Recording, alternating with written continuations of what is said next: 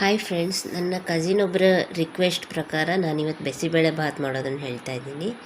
1 cup ತೊಗರಿ ಬೇಳೆನ ತೊಳೆದ್ಬಿಟ್ಟು ಅದಕ್ಕೆ 2 ಲೋಟ ನೀರು ಹಾಕ್ಕೊಂಡ್ಬಿಟ್ಟು 1 ಕಪ್ಪು ಕಡಲೆಕಾಯಿ ಬೀಜ, ಶೇಂಗಾ ಬೀಜ ಹಾಕಿ 1 ಸ್ಪೂನ್ ಅರಿಶಿನ ಪುಡಿ ಹಾಕಿಬಿಟ್ಟು ಕರಿಬೇವು ಸೊಪ್ಪು ಮತ್ತು ಚೂರು ಎಣ್ಣೆ ಹಾಕಿಬಿಟ್ಟು 1 ವಿಶಿಲ್ ಕೂಗಿಸ್ಕೋಬೇಕು. ಈಗ ಪುಡಿ ಮಾಡೋಕ್ಕೆ ಒಂದು ಬಾಣಲೆನ ಒಲೆ ಮೇಲಿಟ್ಟು ಅದಕ್ಕೆ 3 ಸ್ಪೂನ್ ಎಣ್ಣೆ ಹಾಕ್ಕೊಳ್ಳಿ.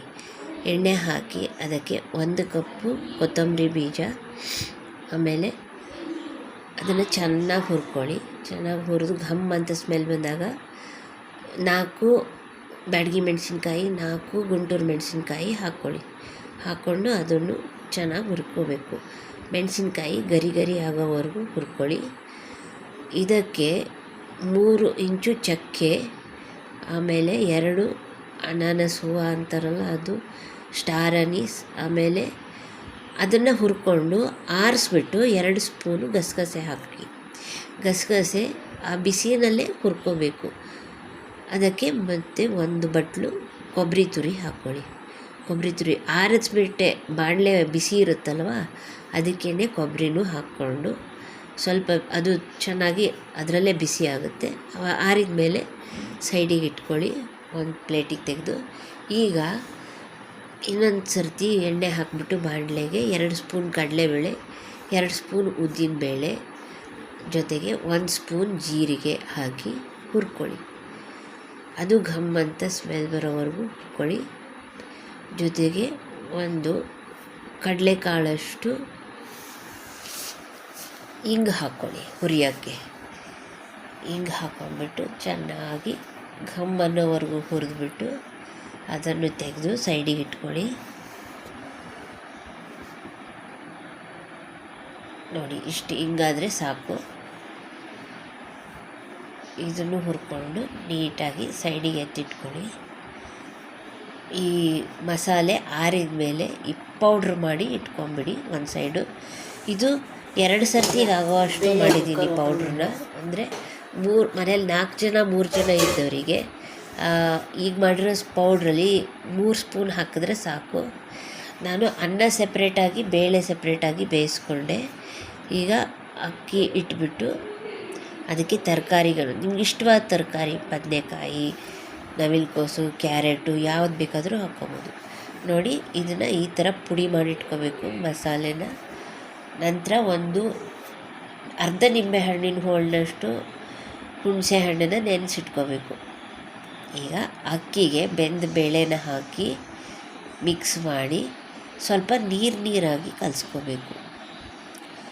ನಂತರ ಇದಕ್ಕೆ ಪುಡಿಗೆ ಒಂದು ಬಟ್ಲಲ್ಲಿ ಹಾಕ್ಕೊಂಡ್ಬಿಟ್ಟು ಪುಡಿನ 1 ಬಟ್ಲಷ್ಟು ಪುಡಿ ತೊಗೊಳ್ಳಿ. ಅದಕ್ಕೆ ನೀರು ಹಾಕಿ ಕಲಿಸ್ಕೊಳ್ಳಿ, ಇಲ್ಲಿದ್ರೆ ಅದು ಗಂಟು ಆಗಿಬಿಡುತ್ತೆ. ನೀರು ಹಾಕಿ ಕಲಿಸ್ಕೊಂಡು ಅನ್ನಕ್ಕೆ ಬೆರೆಸ್ಕೊಂಡು ಚೆನ್ನಾಗಿ ಕುದಿಸಿ. ಸ್ವಲ್ಪ ನೀರಾಗೇ ಇರಬೇಕು. ಬೇಕಿದ್ದರೆ ಇನ್ನೊಂಚೂರು ಕಲರ್ ನೋಡ್ಕೊಂಡ್ಬಿಟ್ಟು ಟೇಸ್ಟ್ ನೋಡ್ಕೊಬೇಕು. ಖಾರ ಒಂಚೂರು ಜಾಸ್ತಿ ಬೇಕಂದರೆ ಇನ್ನೊಂಚೂರು ಪುಡಿ ಹಾಕ್ಕೋಬೋದು. ಈಗ ಹುಣಸೆ ರಸ ಹಾಕಿ 1 ಬಟ್ಲಷ್ಟು ಹುಣಸೆ ರಸ, 1 ಟೇಬಲ್ ಸ್ಪೂನಷ್ಟು ಬೆಲ್ಲ ಹಾಕಿ ಚೆನ್ನಾಗಿ ಕಲಕಿ. ನಂತರ ನೋಡಿ, ಬೆಲ್ಲ ಹಾಕ್ಕೊಂಡಿದ್ದೀನಿ. ಇದಕ್ಕೆ 1 ಸ್ಪೂನಷ್ಟು ತುಪ್ಪ ಹಾಕ್ಕೊಳ್ಳಿ. ತುಪ್ಪ ಹಾಕ್ಬೋದು, ಕಡಲೆಕಾಯಿ ಎಣ್ಣೆ ಹಾಕ್ಬೋದು, ನಿಮ್ಗೇನು ಇಷ್ಟ ಅದನ್ನು ಹಾಕ್ಕೊಳ್ಳಿ. ಕೊನೆಗೆ ಒಗ್ಗರಣೆ ಮಾಡ್ಕೋಬೇಕು. ಇದು ಚೆನ್ನಾಗಿ ಕುದಿಬೇಕು, ಸೆಮಿ ಸಾಲಿಡ್ ಇದಾಗಬೇಕು. ನಾನು ಇದಕ್ಕೆ ಒಂದಿಷ್ಟು ಫ್ಲವರ್ ಇತ್ತು, ಅದನ್ನು ಬೆರೆಸಿದ್ದೀನಿ. ನಿಮ್ಮಿಷ್ಟ ಯಾವ ತರಕಾರಿ ಬೇಕಾದ್ರೂ ಬೆರೆಸ್ಬೋದು. ಈಗ ಬಾಣಲೆಗೆ ಒಗ್ಗರಣೆ ಹಾಕೋಕ್ಕೆ 2 ಸ್ಪೂನ್ ತುಪ್ಪ ತೊಗೊಳ್ಳಿ. ತುಪ್ಪ ಕರಗಿದ ಮೇಲೆ ಅದಕ್ಕೆ ಒಂದು ಸ್ಪೂನ್ ಸಾಸಿವೆ, ಆಮೇಲೆ ಸ್ವಲ್ಪ ಇಂಗು, ಜೊತೆಗೆ 10-15 ಗೋಡಂಬಿನ ಬೆರೆಸ್ಕೊಳ್ಳಿ. 1 ಸ್ಪೂನ್ ಜೀರಿಗೆ, ಆಮೇಲೆ 10-15 ಗೋಡಂಬಿ ಬೆರೆಸಿ ಕರಿಬೇವು ಸೊಪ್ಪು ಹಾಕಿ ಹಿಂಗೆ ಹಾಕಿಬಿಟ್ಟು ಈ ಒಗ್ಗರಣೆನ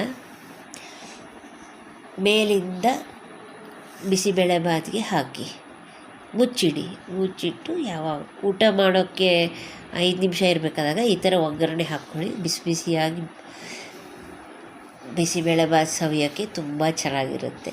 ನೋಡಿ, ಸೆಮಿ ಸ್ಯಾಲಡ್ ಇರಬೇಕು, ಯಾವಾಗಲೂ ನೀರಾಗಿರಬೇಕು ಬಿಸಿಬೇಳೆಭಾತು. ಆ ರೀತಿ ಮಾಡಿಕೊಂಡು ಸವಿದು ನನಗೆ ಕಮೆಂಟ್ಸ್ ಹೇಳಿ ಹೇಗೆ ಬಂದಿತ್ತು ಬಿಸಿಬೇಳೆಭಾತ್ ನಾನು ಬಿಡೋ ಪ್ರಕಾರ ಅಂತ. ಥ್ಯಾಂಕ್ ಯು, ಎಲ್ಲರಿಗೂ ಧನ್ಯವಾದಗಳು. ಕಮೆಂಟ್ ಮಾಡಿ, ಸಬ್ಸ್ಕ್ರೈಬ್ ಮಾಡಿ ನನ್ನ ಚಾನಲ್ಗೆ. Thank you.